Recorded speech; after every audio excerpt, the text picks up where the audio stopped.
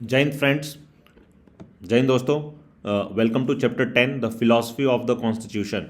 ठीक है, तो हम आज मुफ्त में शिक्षा हमारा जो चैनल है इसमें हम भारतीय संविधान का जो राजनीतिक दर्शन है हम इसके बारे में पढ़ने वाले हैं, अध्याय 10।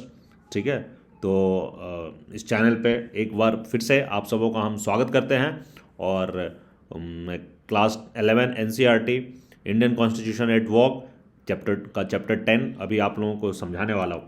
ठीक है, so next thing is we need to understand कि जो हमारा संविधान है, जो कॉन्स्टिट्यूशन है, इसका दर्शन, राजनीतिक दर्शन, philosophy as you all know, तो इसके बारे में हम थोड़ा सा समझेंगे। ठीक है, coming to the introduction, so I'll just go through that. So far we have studied some important provisions of our constitution and the way in which these have worked in the last 69 years. We have also studied the way in which the constitution was made. तो अभी तक हमने क्या पढ़ रखा है इस पूरे किताब में? अभी तक हमने क्या पढ़ा है कि जो हमारा संविधान है उसके क्या प्रावधान है और ये पिछले 69 सालों में कैसे काम किया ये हमारा संविधान। ठीक है, in fact more than 70 years now. तो इन सब चीज़ों को हमने इसमें समझने की कोशिश किया। फिर हमने ये भी पढ़ लिया है कि हाउ द कॉन्स्टिट्यूशन मेड, हमारा जो संविधान है उसका निर्माण कैसे किया गया। ये इस पे भी मैंने आप लोगों को काफ़ी डिटेल में पढ़ाया है, काफ़ी डिटेल में समझाया। But have you ever asked yourself why leaders of the national movement felt the need to adopt a constitution after achieving independence from British rule? Why did they choose to bind themselves and the future generation to a constitution? So कुछ सवाल हमारे मन में है, ये अगर आप ये पढ़ते हैं तो ये हम आपके मन में आप सवाल आना चाहिए, और अगर नहीं आए तो आप कभी सोचें कि जो हमारे लीडर्स थे, जो हमारे नेशनल मूवमेंट के जो लीडर्स थे, उनको ऐसा क्या ज़रूरत हुआ कि जो संविधान जो है भारत से, जब भारत आज़ाद हो जाता है उसके बाद एक संविधान अडॉप्ट करने की क्या ज़रूरत है। एंड देन उन्होंने ऐसा क्यों चूज़ किया कि हम जो आज उस समय के जनरेशन थे और जो फ्यूचर जनरेशन उस ज़माने के जो फ्यूचर जनरेशन है, जैसे कि आज के generation and in fact rather further future generation, तो इनको क्यों संविधान से जोड़ कर रखा गया। So this type of questions arises in the mind of the people. So in this book, you have repeatedly visited the debates in the Constituent Assembly. But it should be asked why the study of the Constitution must be accompanied by a deep examination of the debates in the Constituent Assembly. तो जो हमने इस किताब में जो संविधान सभा थी, कॉन्स्टिट्यूएंट असेंबली, उसमें काफ़ी डिबेट हुए थे, उसके बारे में हमने काफ़ी कुछ पढ़ा है। बट ये भी समझने वाली बात है, ये भी सोचने वाली बात है कि इन कॉन्स्टिट्यूएंट असेंबली में जो डिबेट हुए थे इनका डीप एग्जामिनेशन करना चाहिए और इनमें समझना चाहिए कि इसका क्या मतलब है, क्यों इतना डिबेट्स हुई है। So these questions will be addressed in this chapter, और ये सारी चीज़ें हम इन चैप्टर में अभी समझने वाले हैं इस चैप्टर में। Secondly, it is important to ask what kind of constitution we have given ourselves, what objectives did we hope to achieve by it, do this objectives have a moral content, if so, what precisely it is, what are the strengths and limitations of this vision, and by implication the achievements and weakness of the constitution. तो हम इसमें दूसरी ये भी चीज़ें समझने वाली है कि हम किस टाइप का संविधान है, किस तरह का संविधान हमने अपने आप को दिया है ना, what kind of constitution we have given ourselves, and क्या हम अपने ऑब्जेक्टिव्स, जो हमारे संविधान का उद्देश्य है, लक्ष्य है, क्या हम इसको पा सके हैं, अभी तक प्राप्त हो पाया, या इस और इन जो ऑब्जेक्टिव्स है, इन जो लक्ष्य है, इससे जो उद्देश्य है, क्या इसमें कुछ मोरल कंटेंट भी है, क्या इसमें कुछ नीति बोध से भी जुड़ा हुआ तत्व है ना। एंड इफ अगर है तो वो क्या है, एग्जैक्टली क्या है, व्हाट प्रिसाइजली इट इज, क्या स्ट्रेंथ है, क्या इसकी मजबूतियां हैं, क्या इसकी कमजोरियां हैं, लिमिटेशंस है ऑफ दिस विजन, जो हमारे संविधान के जो विजन है इसमें क्या क्या लिमिटेशंस है। And in doing so, we try to understand what can be called the philosophy of the constitution. तो इस प्रोसेस में हम समझेंगे कि जो हमारे संविधान है उसका राजनीतिक दर्शन क्या है, उसको हम जानने की कोशिश करेंगे। सो वंस अगेन दोस्तों, after reading this chapter you should be able to understand, ये चार चीज़ें जो मैं आगे आपको बताने वाला हूँ, हम इस चैप्टर के माध्यम से हम समझने वाले हैं। पहला क्या है, why is it important to study the philosophy of the constitution. सबसे पहली बात आती है कि संविधान के जो अंतर्निहित दर्शन है उसको समझने की जरूरत ही क्यों है, why is it important to study the philosophy जो है ना, and what are the core features of the Indian constitution. Next is कि जो हमारे संविधान की उनकी मूल विशेषताएं क्या है, मूलभूत विशेषताएं, जो कोर फीचर्स, कोर स्पेशलिटीज क्या है हमारे कॉन्स्टिट्यूशन का, what are the criticisms of this constitution, और इस संविधान के क्या आलोचनाएं हैं, क्रिटिसिज्म, ये भी समझने की जरूरत है दोस्तों। एंड लास्ट जो हम इस चैप्टर से पढ़ेंगे और समझ पाएंगे, what are the limitations of the constitution, हमारे संविधान की क्या सीमाएं हैं, क्या लिमिट से है ना, तो ये हम समझेंगे. So now coming to the first topic, we come to the first topic. First topic is what is meant by philosophy of the constitution. हाँ, संविधान के दर्शन का क्या आशय है, इसका मतलब क्या है. फिलोसफी ऑफ द कॉन्स्टिट्यूशन जब हम बोल रहे हैं तो इससे हम क्या समझते हैं, इसका क्या आशय है, क्या इसका मतलब है. Some people believe that a constitution merely consists of laws and that laws are one thing, values and morality quite another. तो कुछ लोग ऐसा समझते हैं कि जो संविधान है वो सिर्फ कॉन्स्टिट्यूशन कंसिस्ट ऑफ लॉज, वो सिर्फ कानूनों से बनता है, वो कानूनों का एक गुच्छा है. एंड उनके हिसाब से, कुछ लोगों के हिसाब से कि कानून जो है वो एक चीज़ है और जो मूल्य है ना, एंड मोरालिटीज़ है, वैल्यूज़ एंड मोरालिटी, जो नैतिकता और मूल्य है, ये बिल्कुल अलग है, क्वाइट अनदर है, ऐसा कुछ लोगों का मानना है. So therefore we can have only a legalistic, not a political philosophy approach to the constitution. तो इसलिए संविधान के प्रति केवल कानूनी नज़रिया अपनाया जा सकता है, लीगलिस्टिक, बट वहाँ पे राजनीतिक दर्शन का अप्रोच जो है, राजनीतिक दर्शन का नज़रिया नहीं अपनाया जा सकता. It is true that all laws do not have a moral content, but many laws are closely connected to our deeply held values. तो यह भी एक सही बात है कि सारे जो कानून है उसमें कोई नैतिकता भरा तत्व, नैतिक तत्व होना जरूरी नहीं है, नहीं भी होता है, सारे कानून में नहीं है. बट मेनी लॉज, जो ज़्यादातर जो कानून होते हैं वो हमारे जो अंतर्निहित, जो डीपली हेल्ड हमारे मूल्य हैं, जो हमारे समाज का जो मूल्य होता है, आदर्श होता है, उनसे उनका गहरा संबंध होता है जो कानून का, है ना. For example, a law might prohibit discrimination of persons on grounds of language और religion. Such a law is connected to the idea of equality. Such a law exist because we value equality. Therefore, there is a connection between laws and moral values. तो एक example से यहाँ समझाया कि जो कानून है, जैसे एक कानून है, a law might prohibit discrimination of person, किसी भी व्यक्ति का जो कानून है वो प्रोहिबिट करता है, वो मना करता है डिस्क्रिमिनेशन, कोई भी भेदभाव किस चीज़ के आधार पे, लैंग्वेज और रिलीजन, है ना, भाषा या धर्म के आधार पे कोई भेदभाव है उसको हमारा कानून मना करता है. बट ऐसा कानून क्यों है? क्योंकि ऐसा कानून आइडिया ऑफ इक्वलिटी के बेसिस पे है ना. ये आइडिया ऑफ इक्वलिटी, जो समानता का जो सोच है, समानता के नज़रिए से बनी हुई जो सोच है, उससे जुड़ी हुई है.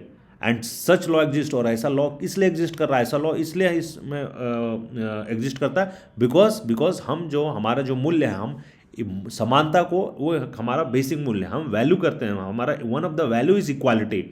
So we value equality. So because of that, we value equality. So there is an idea of equality, and since there is idea of equality, we prohibit discrimination on the ground of language or religion. So यहाँ पे हम क्या देख रहे हैं दोस्तों, कि जो कानून है और जो मोरल वैल्यूज़ हैं, उन दोनों में एक सीधा कनेक्शन है, एक कनेक्ट है. सो यह एग्जाम्पल दिखाया है, ये एग्जाम्पल से समझाना चाह रहा है कि जो कानून है वो समाज के जो मोरल वैल्यूज है, जो नैतिक मूल्य हैं, उनके सीधा कनेक्शन में बनाया जाता है, उनसे सीधा कनेक्टेड होता है. We must therefore look upon the constitution as a document that is based on a certain moral vision, है ना. तो यहाँ पे ये हम हमें समझने की बात है कि जो कॉन्स्टिट्यूशन को हमें ऐसा देखना चाहिए कि यह एक डॉक्यूमेंट है, एक दस्तावेज है, जो कुछ मोरल विजन, है ना, कुछ नैतिक विजन के आधार पे है ना, नैतिक दृष्टि के आधार पे बनी हुई है. We need to adopt a political philosophy approach to the constitution. और इतना ही नहीं, संविधान के प्रति हमें एक राजनीतिक दर्शन का नजरिया भी अपनाने की जरूरत है. So what do you mean by a political philosophy approach to the constitution. तो जब मैं राजनीतिक दर्शन के नजरिए की बात करता हूं तो इसका क्या मतलब है? तो इसका क्या मतलब है? इसका मतलब फर्स्ट थिंग जो हमारे माइंड में आता है, फर्स्ट थिंग जो इस चीज़ से जुड़ी हुई है, कि पहली बात क्या है, we need to understand the conceptual structure of the constitution. हमें संविधान के कुछ, जो हमारा संविधान है वो कुछ अवधारणाओं पे बना हुआ है, कुछ कॉन्सेप्ट्स पे बना है, कॉन्सेप्चुअल स्ट्रक्चर्स पे बना है. तो हमें इसकी समझने की ज़रूरत है. इसका मतलब क्या है भाई? कॉन्सेप्चुअल स्ट्रक्चर जो मैं बोल रहा हूँ, इसका क्या मतलब है? इन अवधारणाओं का व्याख्या क्या है भाई? तो इसको समझने की बात है.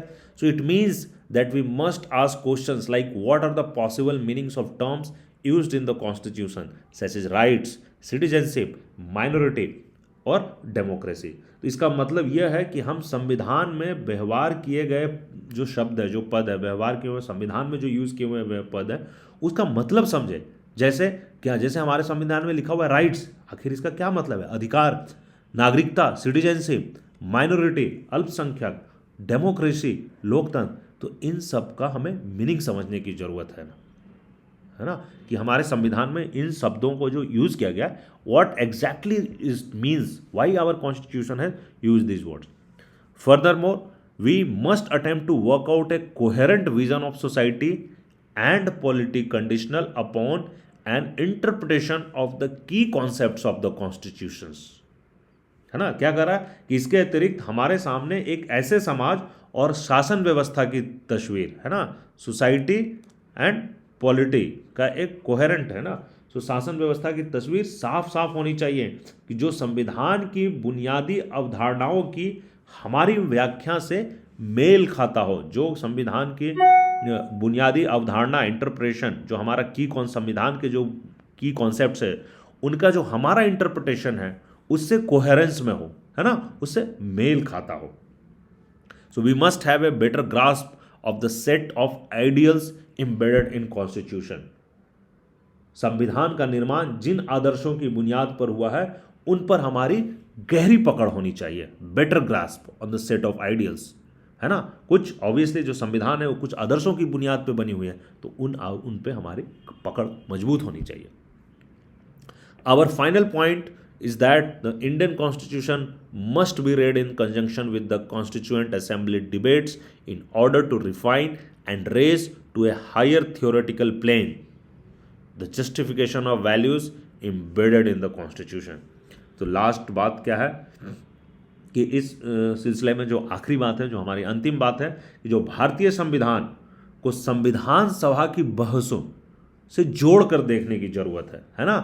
जो constitution must be red in conjunction with the constituent assembly debate, तो हमारे संविधान को संविधान सभा की बहसों के साथ जोड़कर पढ़ा जाना चाहिए, ताकि क्या होगा इससे, इन ऑर्डर टू, ताकि सैद्धांतिक रूप से हम बता सके कि ये आदर्श कहाँ तक और क्यों ठीक है ना, ताकि we can raise to a higher theoretical plan the justification of values embedded in the constitution.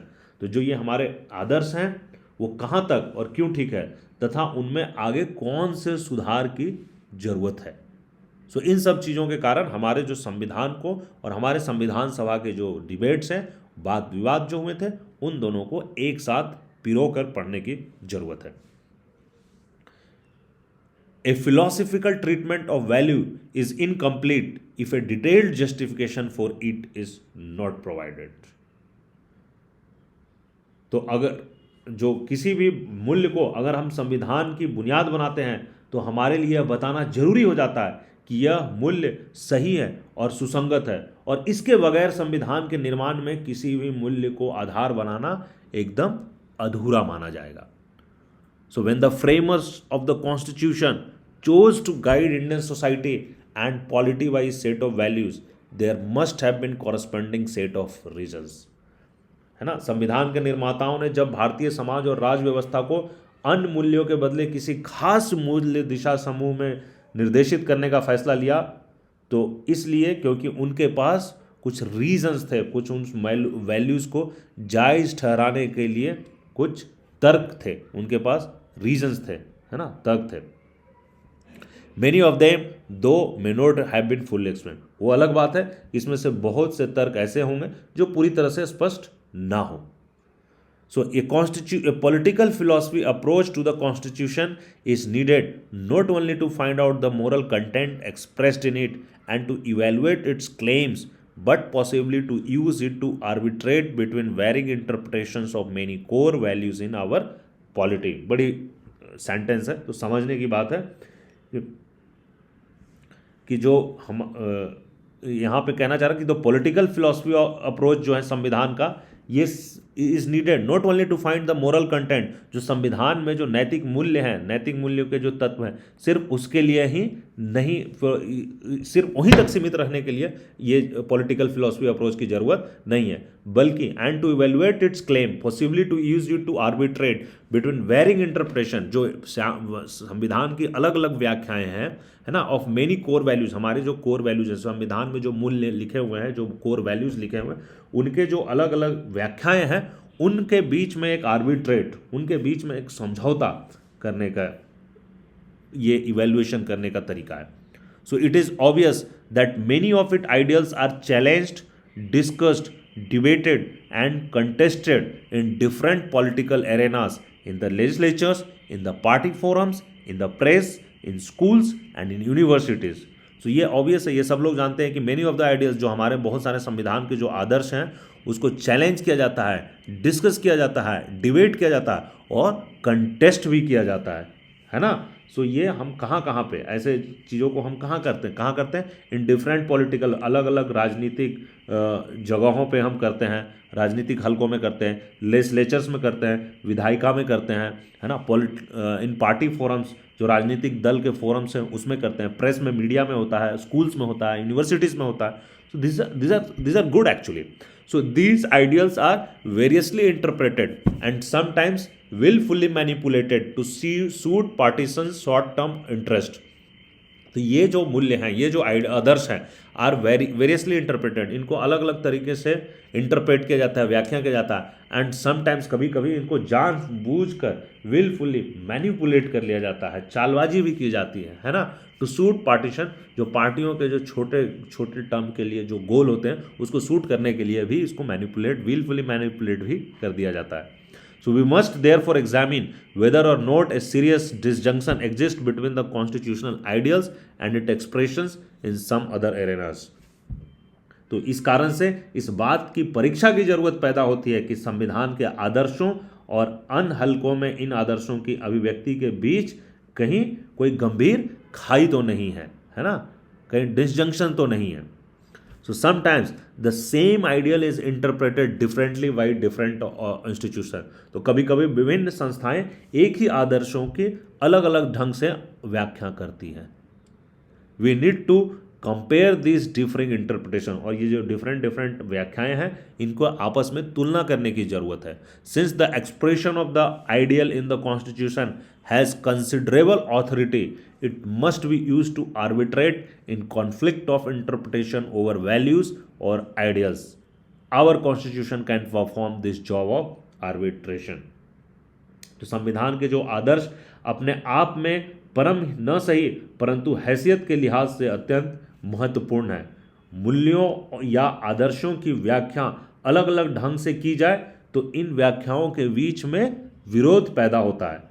यह जांचने की जरूरत आ पड़ती है कि कौन सी व्याख्या सही है, और इस जांच परख में जो संविधान के आदर्शों का इस्तेमाल एक कसौटी के रूप में होना चाहिए. एंड जो हमारा संविधान है इस मामले में एक पंच की भूमिका निभा सकता है, आर्बिट्रेटर की भूमिका निभा सकता है.